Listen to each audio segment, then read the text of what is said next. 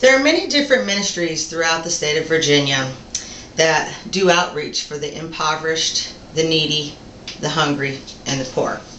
But few do it as uniquely as the Richmond Outreach Center. The Richmond Outreach Center you can walk into on any given day and hear the loud music playing and see all the tattooed bikers everywhere and think that perhaps you stumbled in on a Deaf Leopard concert. But if you listen closely to the music, you'll hear that the words to the songs are singing praise to Jesus. The Richmond Outreach Center is unique in that it takes old rock and roll songs and it changes the words and makes them to glorify God. The first time I ever attended a service at the Richmond Outreach service, I was sitting there and I heard come on the music to a song that I remember quite well from the 70s, the song Cocaine. I was like, what? But when I listened to the words, they had changed the words and said, get saved. I thought this was really neat that they take old rock and roll music and turn the words around, the lyrics around, and make it to glorify God. Then I learned about the mission of the ROC. That's what it's called, the ROC, the Richmond Outreach Center, the ROC. Then I learned about the mission of the ROC, and I have been singing their praises ever since. The ROC has 130 different ministries that minister every month to help clothe the homeless, feed the hungry, and love the most unlovable, to reach out to the hardest to reach people. They service approximately 10,000 people every single week. One of the ministries that the Richmond Outreach Center offers that I love, and they have several of them, are discipleship homes. And what these are, they're homes that people can go in and live who are struggling with life issues, and they can be fed, they're clothed, they're housed, they are taught a good work ethic, they are trained up in the Bible, and this is all for free. And when they leave the center with a good biblical foundation to center their life around Christ and some very important skills that are needed. One of the homes that they have is the House of Refuge. This is a home for women who are suffering from domestic violence. Them and their children can move into the house. Another home they have, which is one of my favorites, is the House of Life. And this is a home for pregnant women as an alternative to an abortion. A lot of the women in this home are teenagers, but there are adults who enter this home also.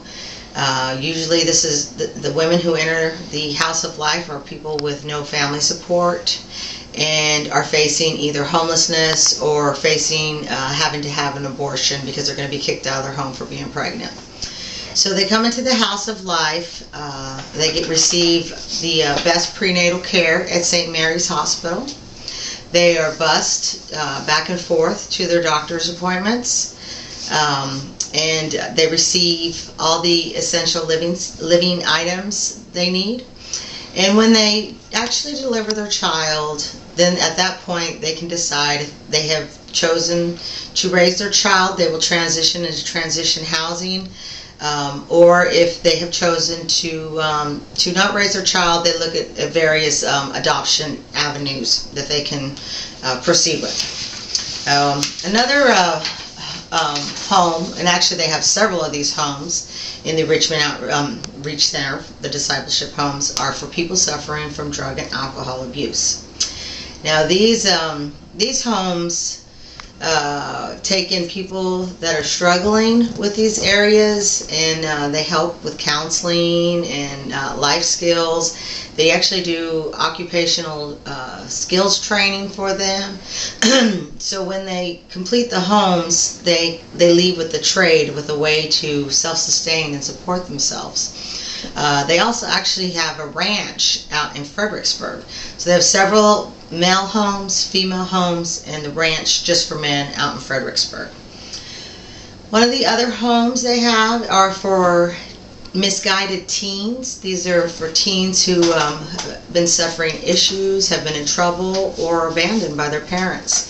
They teach them good biblical values. They help raise them up and give them all the skills and tools that they're going to need to survive on their own. One of the other big missions that the ROC has is in their food ministry. Now, they have a food pantry at the ROC, and it is open 5 days a week. And the concept of this is that they pretty much want to make sure that a person can get food every single day for their family. They can go as many times as they want. There's no stipulation. If a person wants to come to the food pantry every single day, they can come every single day and get food. The only eligibility criteria that they have is a valid identification, having identification. Another part that goes along with the food ministry they offer is called the homeless bus ministry. And this is a ministry where they go out and they pick up the homeless people, they put them on buses, and they bring them to service for Saturday night ROC. Now, for this service, they get to the church, they get fed a hot meal through the ROC Cafe, and then they get fed the Word of God through the preaching, and then they leave with a bag of groceries if they so choose to take. Sometimes some people of the homeless don't take the groceries because they don't have anywhere to put them because they are actually homeless. And then another one they have, which is one of my favorites, it's called the Whosoever Bus Kids Ministry. Now this ministry, the workers go out, they start early Saturday morning, and they bus in on a general service is over 1,000 kids from the inner cities of Richmond, and they bring them to church for Saturday afternoon kids service. They have service, and then when they put them back on the buses to take them home, they give them a sack lunch to take with them.